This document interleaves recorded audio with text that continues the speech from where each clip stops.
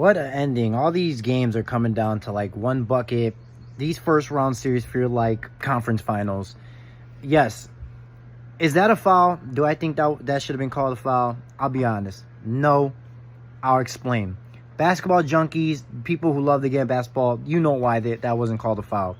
For the casual fans, regular sports watchers, it technically is a universal foul. Regular season, yeah, that's probably going to get called. But they were letting these guys play so physical during this game, and it's been kind of like that throughout most of these playoff series, that it's so hard to call that ticky-tacky foul, especially when it's literally Josh Hart barely touched him. He did touch him, but it's just so tough of a call. Bang, bang play. Yes, I get it, though. You guys are going to see in the chat, it's still a foul. What I don't like, though, is when they say they made a mistake and said they should have called the foul at the end of the game when it's fucking over, when it doesn't matter. The Pistons can't replay that game or protest it. So what's even the point of saying that's a mistake call? Like, you guys tell me, honestly, it's pointless. You're just making the Piston fan and basketball fans just mad because you effed up the call and you're trying to make up with it, but you can't make up with it because they lost the game. I'm not saying that's the main reason they lost the game, but that's something they just have to address.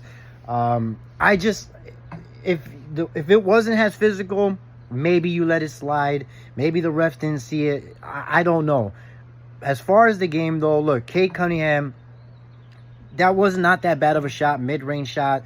But he had 7-8 seconds still on the shot clock. And I think his skill and with his height, he should have attacked the rim. He probably would have got a foul call, or he probably would have even made it.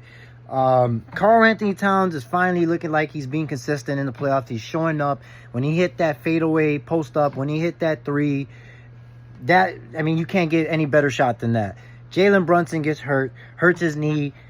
He's out for like 4 or 5 minutes in the third quarter, and then he comes back in the fourth and has 15 points. That is what you call an MVP type player, a superstar type player. The New York Knicks, though, need to worry about this. You're up 3-1. You're probably going to beat Detroit. But if you play like this against Boston, your ass is going to either get swept or you're going to lose in 5 or 6. Because the Boston Celtics ain't letting shit like that slide.